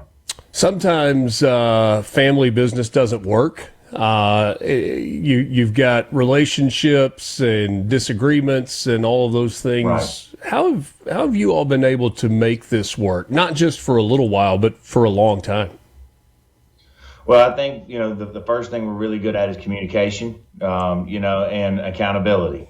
And if everybody involved knows what's going on and everybody's held accountable to do the right things, it works. I think also we all go up together, we all go down together. So nobody gets it all. It takes a lot of sacrifice. But more than anything, I think my parents have just really exhibited, a lot of fairness and a lot of patience. And my brother and I do different things, but we're both here in Vicksburg working underneath kind of a larger umbrella of my family's business. So it's been a lot of fun to do it together and be here in my hometown. I would sacrifice whatever it took to keep it going. Yeah. You've told me before that you spend a lot of time watching not only the weather, but weather patterns. What has this spring rolling into the summer yielded in terms of river levels and what you're seeing in terms of movement up and down the Mississippi River? Well, thankfully, the rain has spared us from a really bad low water season up to this point. I was doing a little looking before we got on the air here, and it looks like we got a little bit of a rise coming over the next week, but we do expect it to fall out now, as it seasonally does this time of year, but we're hopeful that we won't get back to the low water period that we fought the last few years. So far, so good. It's been a very healthy river, and we haven't seen much delay this year. I know I've asked you this before, and forgive me for the repeat question, but dealing with low water versus high water, I know each of them have their challenges. Is one preferable to the other? I'll take high water all the time if I have to choose. Low water, you never know where the danger is. This river moves underneath the surface depending on how fast it rises, how fast it falls, the type of infrastructure that's been added. And so we really don't know where the low water can strike, and that will quickly reduce drafts. And when you're taking cargo off barges, you're hurting everybody involved in the game there. When the water goes up, sometimes we can even increase draft and run a little deeper. And the only thing you're really restricted to at that point is bridge clearances and making the bridge safely with the type of speed that a river that's moving 8 to 10 miles an hour underneath you can manufacture. So can you stop it? Can you steer it? That's our calculus for high water. But low water, you got to take product off barges and you got to go really slow, and you can't pass as many places because the river is more narrow. So transit's slower, less product, slower transit. No thanks. I'll take faster transit, more cargo. I had one of those Instagram videos that popped up this week that kind of draws you in, and you're like, why am I wasting my time on this? But it was a guy that had, $100 million yacht, and he was trying to just thread the needle and go under the bridge, and he didn't quite make it. You hear the scraping and the metal, and you're like, yeah, that's going to be an expensive fix. Obviously, safety on the river is incredibly important. How close do you cut it if you're talking about high water with bridge passage? And is that your decision or your pilot on a particular barge's decision? Well, we definitely have experts. I have several port captains that are licensed wheelmen that work in the office that help guide all our navigation and plan all our voyages. They certainly don't want me doing it. I'm going to be the most cautious guy in the building. I promise you. I'll call the customer and tell them it's just not going to happen. But we have exact heights on all of our boats, and so when we do the math with what the river's doing, we can get it within a couple feet and make it with 100% certainty. Some of these tidal effects, though, I would assume the video you're talking about might have something to do with a tide that's a little hard to predict, or maybe a swell within that tide. Still, if I had that kind of yacht, we'd be waiting. That sounds like a pretty comfortable thing to wait on. But yeah, towboats, we know within a couple feet and can usually get it just right. Have you ever watched one of those close passages when it's only a foot, a couple of feet clearance, and you're going, this might not have been a good idea? Oh, yeah. Look, we go to Chicago, and we go underneath several bridges, especially for the Blues Brothers fans out there. We go through Joliet. There you go. And so they're raising the bridges up in front of you, and you're going under all the drawbridges, and it gets real close. But, they sent me up there as a deckhand to take the radar down and put it back up because, you can take all the moving parts off the top of the wheelhouse and try to make it. It's pretty standard practice, but it'll make you, it'll make you a little nervous going through there sometimes. Austin Golding is my guest, president and CEO with Golding Barge Line. We were visiting with Mike McCormick and talking about some of the relief that we've seen with tariffs on fertilizer. Is that having an effect that you're seeing on a day-to-day basis yet, or do you think it will? I think what we're seeing in a kind of a big zoomed out view towards fertilizer is a lot more of it being made here. You're seeing a lot more of it being manufactured here. You're seeing a lot more trying to become an independent player here instead of a dependent player. So a lot of that stuff comes from the mid-continent, gets distributed along our waterway. It's one of the top 5 cargoes you see on the water.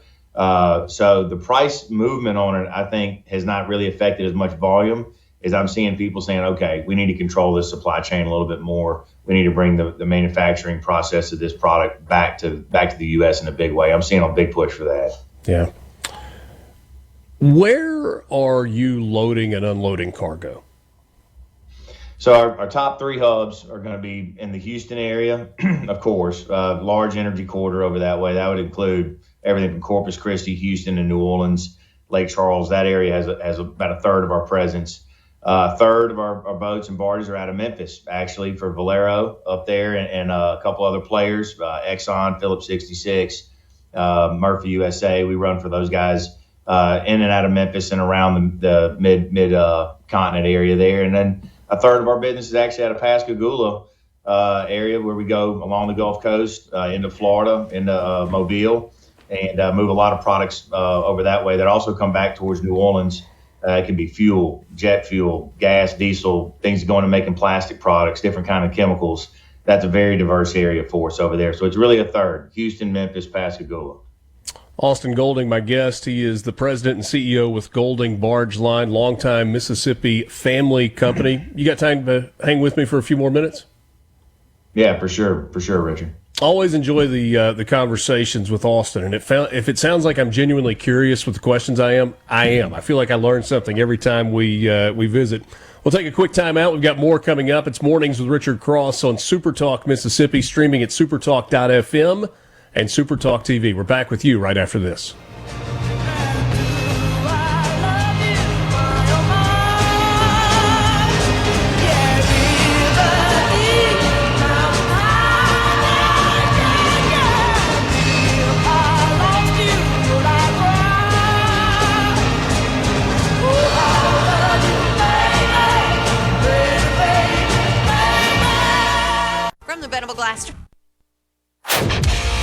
Wake up, get up, and start your day right with Mornings with Richard Cross here on Super Talk, Mississippi.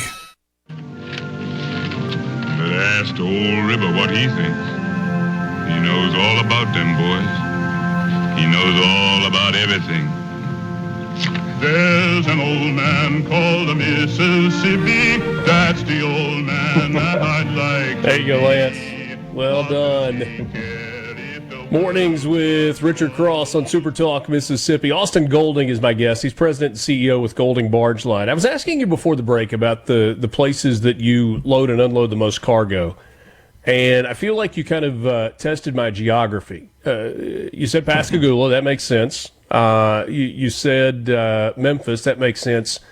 Houston is the one that's perplexing me a little bit. How do you get cargo from Houston, Texas, to the Mississippi River?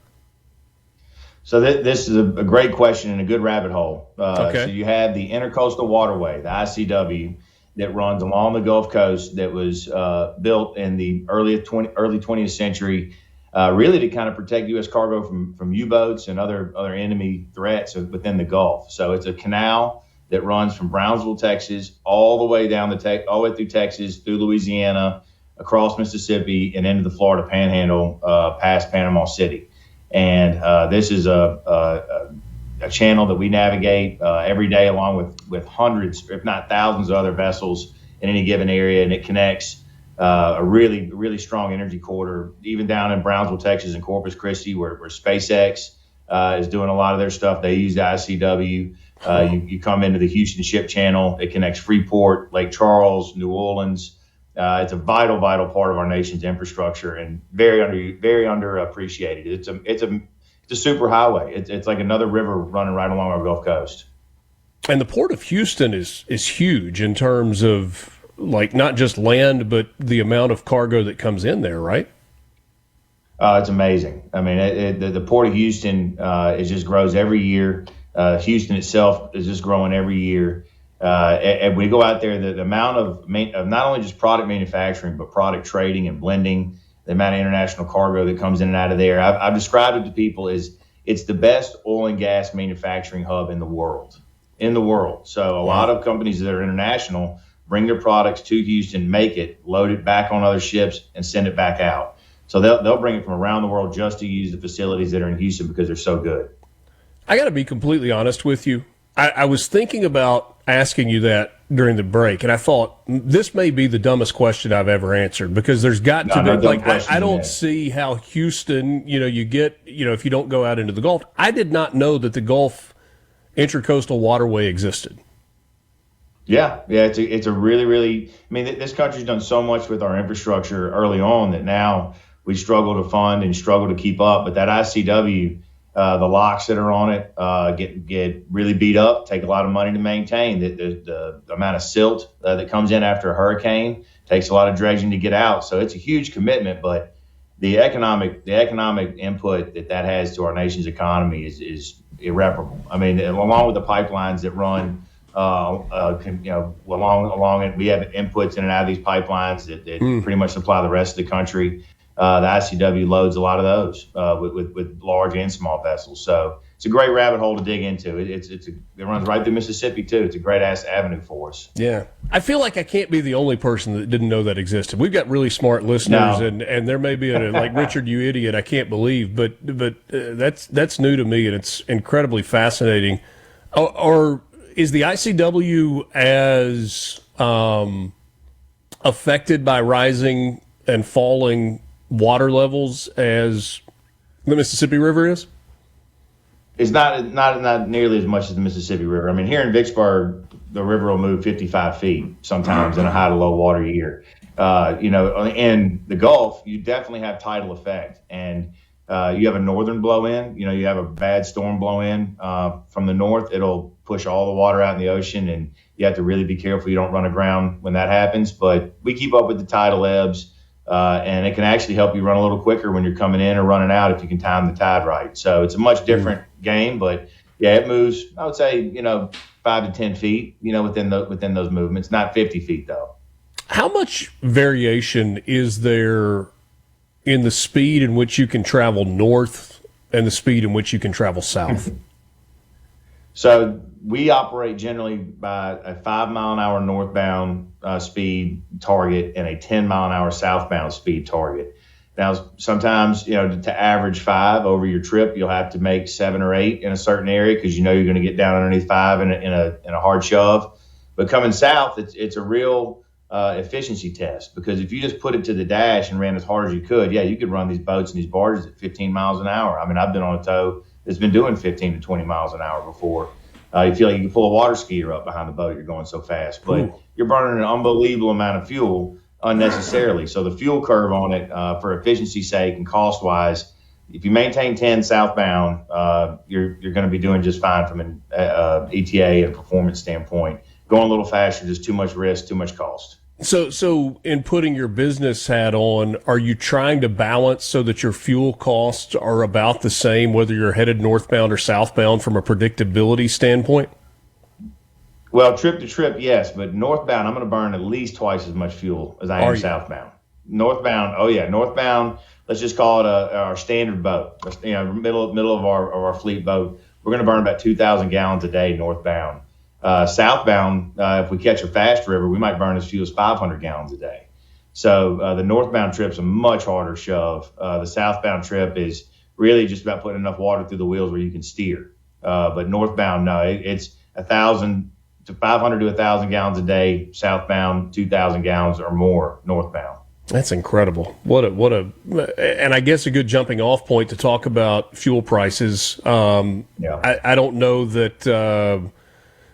At least at first glance, I would think a guy that's running a barge line in Vicksburg, Mississippi, would be super locked in on what's happening around the world in Iran. But we saw the spike in the price of oil. It went as high as $120 a barrel when the Iran conflict was kind of at a fever pitch. It has dropped into the 60s and is now back in the 80s. In terms of fluctuation and how that is affecting your business, not only with fuel prices, but with transport, the amount of oil that you're moving up and down the river, fuel that you're moving up and down the river, what does all that mean? From a cost operation standpoint, we pass that through directly to our customers. They pay the fuel bill directly, but they judge our performance on how much that bill is. So if we're more efficient and burn less fuel, then we're considered a better operator. Even though we're not paying the fuel tab, they are, of course, it's somebody's money and they want us to burn less.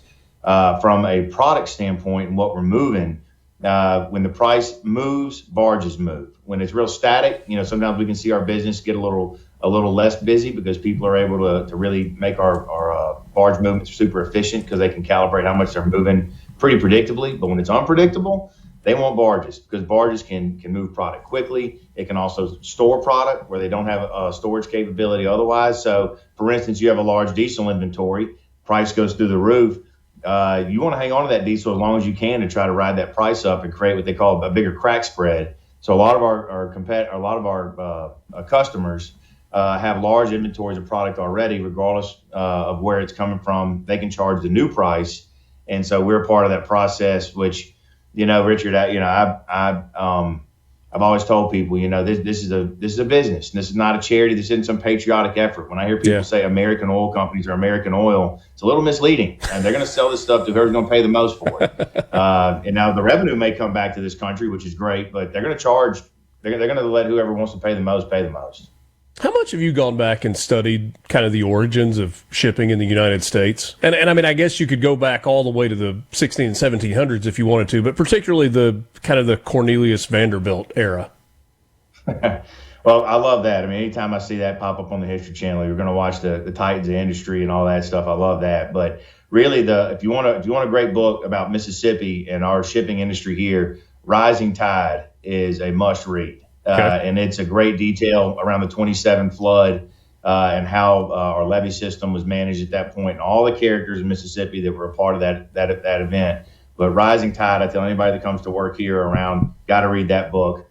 And a great one for people that want to know about energy and how shipping is involved in energy is The World for Sale. World for Sale details how a lot of these trading houses came into effect. Great book there with some really larger than life characters, but that's a great kind of look back to Mississippi's shipping industry and then the trading industry and how our energy moves today. The World for Sale is a great look at it. And then last thing for you, because the shipping industry and the railroad industry were kind of intertwined when you talk about titans of industry. What level of competition does rail provide for shipping up and down the river at this point? Well, rail generally falls right behind barges and shipping as far as efficiency goes. Now, It does beat us on access to a lot of places, but most of the time where we're going is feeding a rail car or a big freight train full of product. They're not really – the pipelines are where our real competition is, but I sure wish we owned part of the Ohio River like they own part of this rail system. They can charge a lot more when they hey, you're just not coming this way. So our business models are a little different in that aspect. Back to the business piece of it, no doubt. Austin, always appreciate your time. It's always a fascinating conversation. Wish you and your family all the best, and we'll talk soon. Thanks, Richard. All my best, too. Austin Golding, President and CEO of Golding Barge Line. It's Mornings with Richard Cross, Super Talk, Mississippi. Half an hour left with you. We're back after this.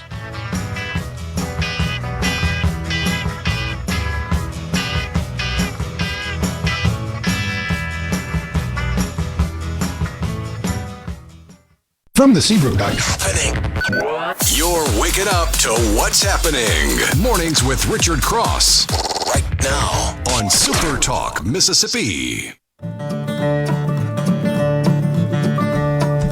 Peaches in the summertime, apples in the fall. If I can't have the girl I love, I don't want none at all. Probably not supposed to play favorites, and we don't. Well, we probably do, but Austin Golding is absolutely one of my favorites. I am always interested in what he's got to say, the way their business works, and man, what a great Mississippi success story, the Golding family, multiple companies, including Golding Barge Line, and just the way he explains things, really understandable. And I feel like I always learn something, Lance, when we talk with him. Always. And he always bats 5 for 5 whenever he comes on. I mean, it's never dull. It's always great information. We learn something. And and he doesn't think I'm stupid, or at least he doesn't say that I'm stupid for some of the questions that I ask. Not knowing about the intercoastal, though, he was real nice about that. But, yeah, that is an amazing waterway. Never been on it, like, in a boat, but I've had friends that have used it quite a bit. Yeah. A really cool setup. But, yeah, I mean, can you imagine the multi-layered day that Austin has to deal with? I mean, not just dealing with fluctuating prices, but you're dealing with Mother Nature. Mm-hmm. A river, one of the biggest and baddest. Yeah. And it's fascinating going upriver how much more fuel it consumes. 2,000 gallons a day versus around 500. That's I mean, just budgeting for these things is absolutely genius level work. I mean, I have to tip my cap to him, because that is something else, man. You think it's tough when you got to put 30 gallons in your pickup truck at the gas tank. You'd kind of cringe when you see that triple-digit bill that pops up. Imagine 2,000 gallons. Can you imagine the stop at wherever you got to stop to fill up? It's like you're there for a bit, I mean, that's a 2,000-gallon fill up. So, yeah, man, let's go to the restaurant, eat, and come back in a little bit. But, I mean, I feel like you just took a swipe at me about the obviously I know that intracoastal waterways exist, but how connected it is, yeah. I was genuinely not aware that there was kind of a secondary highway for boats that ran from basically Houston or Brownsville, Texas, all the way to Panama City. Yeah, and you can, I mean, on the East Coast, and, you got a lot over there as well, but I know the Gulf is predominantly where you see such the intercoastal, interconnected and interweaving. The locks and everything are fascinating. We have a lock down south of our club in Issaquena at the Still Bayou Lock, and just seeing a lock and watching that function without boats coming through. I mean, that's a simple lock, but as he said, those locks are just fascinating, absolutely amazing. Lived in D.C. and got to kind of explore around the area a little bit, and some of the old canals that they used, the old wooden boats, and would pull them by horse down the side of the canal, and then they would get to a lock. And it was an all-day affair just to go a handful of miles, but much cheaper to do it that way, apparently, than it would have been to try to carry it by wagon and horse. Yeah, and I guess a little more efficient. Yeah, well, and then horse probably appreciated it too. Yeah. You're watching some of the old video or pictures and looking at some of those of the old huge horses pulling those barges through the, through those canals. It's just fascinating. The whole world of intercoastal waterway shipping, all of that. As a former finance person, I dove in a lot into the shipping world. And some of the large shipping companies like Genco, just absolutely fascinating. But having a Mississippi company like Golding Barge Lines and a guy like Austin that we have access to is phenomenal. I love it when he comes on. C-Spire text line, 601-879-4395. ICW is what runs beside Lulu's at Gulf Shores and Orange Beach, right? Yeah. Okay. Yeah, right back yonder. Lulu's is Jimmy Buffett's sister's restaurant. I think so, yeah. If I remember correctly. Austin, one of the best guests you guys have. Paul and Hernando sent us a message back in the 6 o'clock hour, said Austin always interesting. I completely agree. When I was a kid, my dad took me to the Lawson to Tennessee River and Pickwick in a ski boat. Quite the adventure. Oh, locks. Yeah. The locks on the Tennessee River and Pickwick in a ski boat. Yeah. Well, and thinking you can get from Pickwick all the way down to the Gulf by the connectivity of all that. You can also go, I think, way over into Alabama, to Florence absolutely. and all that. Yes, I mean, it's just amazing what you can do in a boat. That's right. This person kind of had something that Austin said strike him or her. Said American oil companies don't care about anything but making the most money, right? So why should I care to support them? That was so patriotic. Not. It'll make folks buying made in USA products and spending in small business think that they are just abused by all. I pointed out, I said he was just talking about the oil companies specifically and making sure that we remember they are a for-profit business. It's not some charitable enterprise. This person said, yes, the most profit possible. I heard it just hits a little hard because when times are hard, like now for people, they cry for federal assistance and usually get our tax dollars too, tired of getting the shaft from all directions. Yeah, it feels like our pocketbooks do catch the shaft from all directions. And oil being one of those few commodities that is actually, there's markets everywhere. Yeah. It's not like we just dig it up and sell it here in the U.S. It's getting put into the system, right? You're trying to get the best price possible, and that's not just an American thing. Yeah, that's right. Yeah, reality's not a whole lot of fun sometimes. Yeah. Unfortunately. And you can say, socialism and communism and all that. Well, look, brother, that is still happening in every economy. Every economy is trying to get the best price for the thing they got. And what it is. And Lance, if you go, well, you know what? I want to boycott oil.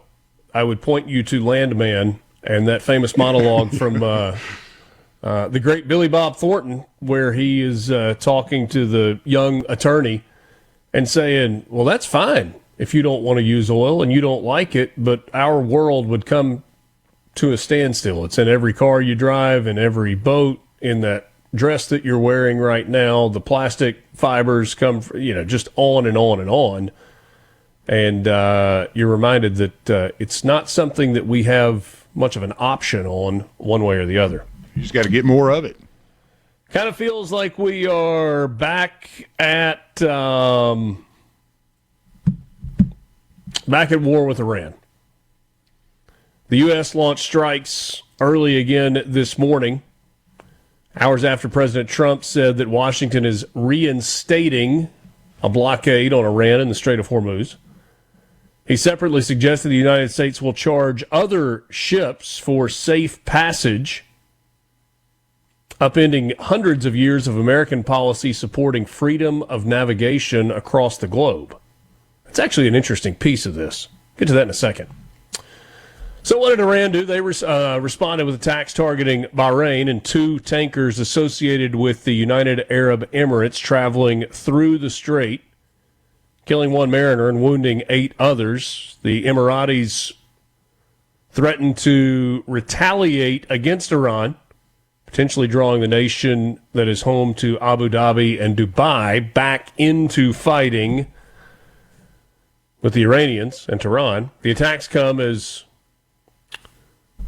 both Iran and U.S. are vying for control of the strait through which a fifth of all the oil, crude and natural gas once passed through, at least during peacetime. Brent crude oil has risen to a one-month high of $84, still well below the $120 that it reached at the height of the war, but threatening to make costs higher across the board. The Defense Ministry of the UAE said yesterday that Iranian forces targeted a pair of its tankers in the Strait of Hormuz. And they wrote on X that the attack caused material damage to both tankers as a result of the fires that broke out on board, which have since been brought under control. And the UAE is reserving its full right to respond to this escalation. So back to Trump. On Truth Social, all other countries will have fair and open use of the strait. The USA will be, from this point forward, known as the guardian of the Hormuz Strait. And then added that his administration would be imposing 20% tolls on ships transiting the waterway. What does that mean? 20% of the cargo? So if you've got a ship with 2 million gallons of oil at $84 a barrel, I'll let you do the math on that. United States is going to collect 20% of that? Does the pilot of the boat, does the captain of the boat have to stroke a check on the spot? Do we take that out of the Iranian kitty that we've got access to? Trump, in responding to questions about the tolls, says we are protecting a very rich portion of the world. We're spending money, and so what we've done is we are going to be reimbursed for protection. Pretty significant U.S. policy change that until just recently has said the strait should remain open without tolls, as it was before February 28th, when this conflict began. Any attempt by the U.S. or Iran to charge fees would violate global norms on freedom of navigation. The U.S. Navy has fought for freedom of navigation on the seas since the Barbary Wars and the War of 1812. That was our first naval battle. Pretty significant development. We are back with you to wrap it up after this. Mornings with Richard Cross, SuperTalk, Mississippi. From the Waking Up Mississippi. From South Haven to Scuba, it's Mornings with Richard Cross on SuperTalk, Mississippi. Lips as sweet as candy. Its taste is on my mind. Girl, you got me thirsty for another cup of wine. Got a bug from you, girl, but I don't need no cure. I just One last time with you on this Tuesday morning, July 14th. A reminder that Thursday is our 14th annual Palmer Home for Children Radiothon. We'll get started at 6 a.m. with mornings and take you all the way until 6 p.m. when Sports Talk Mississippi wraps up live from Palmer Home's campus. Hope you will make your plans to be part of that very, very special day for a very special place. Belk Ford is located on Highway 6 West in Oxford, and they have got a litany of deals that are available to you on the cars, trucks, and SUVs that you love, whether it's the F-150, the F-250, the Bronco Sport, the Explorer, the Expedition, or others. You can visit them online at belkford.net. I would encourage you to do what I do, which is take a loop through the lot and see if there's anything that catches your eye. If you're in the market for a new or previously owned vehicle, whether it's today or down the line. If you're a business owner that relies on fleet vehicle services, talk to the sales department at Belk Ford. They would love to help you with that as well. They will be as competitive as they possibly can be in pricing and will try to help you with all of your business needs. And, of course, after the sale, they're not going anywhere. You're talking about a family business that has been operating in the automobile industry for well over 100 years and hoping to do so for another 100 years. Located on Highway 6 West in Oxford, Belk Ford, Oxford Toyota. I've been a customer of theirs for over 2 decades and would encourage you to do exactly the same. Tell them you heard about them on Mornings with Richard Cross. Whether you're looking for that new F-150, the 49-year best-selling truck in America, or something else, Belk Ford can help. BelkFord.net, OxfordToyota.com. Think about it. If they're in business for another 100 more years, what level of advancements that they would have witnessed? Yeah, and that's what I'm saying. 100 years from now, there's going to be anti-gravity cars started out with the old front engine crank, 100 years ago. So, or will there be? I mean, maybe we revert back to horse and buggy. Well, I don't know about that, but you never a know. Flying F-150. Yeah, think about pulling. Sign me up. Yeah, pulling a tractor with a flying F-150. Would that? You'd have to have a hover trailer too. Oh, yeah. How do you get a tractor onto a hover trailer? And you hover. The tractor hovers too. The hover tractor okay. gets on the hover trailer, and you. I mean, at some point, magnetically you need contact connected with the ground. I mean, yeah, at some point, once you get I guess there. the hover tractor would be a smoother ride, pulling the 12-foot bush hog behind it. You wouldn't have to deal with the bumps. I'm thinking like Star Wars, the little floating thing that he's racing in one of the early ones. Yeah, it looks like a 76 Buick. Jetson. Yeah, I mean, I'm in, man. I'm ready for the flying car now. I sent you a video of a guy that invented a hoverboard. And he just invented the thing all by himself. It's like several aircraft engines under his feet, and he turns this baby on and lifts up. That's cost effective. Yeah, but I mean, the freedom and the ability just to scoot and air like a bird. But Lance, you never know what's out there. Mm-hmm. Astronomers have detected a type of sugar in space. Oh, okay. That is also found in raspberries and self-tanners. Okay. Didn't seem like those would go together, but the sugar called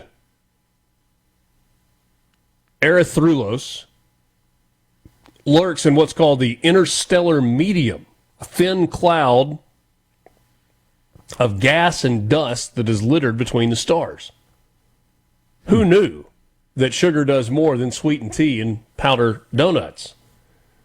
Different varieties fuel our cells and even make up our DNA. Scientists are itching to know how sugars form because they are a key ingredient for life as we know it. I always hear sugar's bad for you, but using like two dish-shaped radio telescopes in Spain, researchers collected data from a large gas cloud near the center of the Milky Way. They identified the sugar in gas form by comparing telescope signals to samples in the lab. It's the latest kind of sugar detected in space in a region crossed by NASA's twin Voyager, the farthest spacecraft to ever travel from Earth. Scientists have found interesting chemistry in our galaxy, including building blocks for genetic material and parts of the cell. They spotted a cousin to table sugar near the center of the Milky Way about 25 years ago. And black grains from asteroid Bennu, retrieved by NASA's OSIRIS-REx spacecraft, yielded other sugars, including a key DNA ingredient. Can you put it in your coffee? Yeah. Just drink black coffee. And we will leave you with that. Mornings with Richard Cross and beyond. Thanks for being with us on this Tuesday morning. For Lance Talbert, I'm Richard Cross. Mornings with Richard Cross presented by Community Bank, online at communitybank.net. Community Bank, rooted in our community. Have a terrific Tuesday.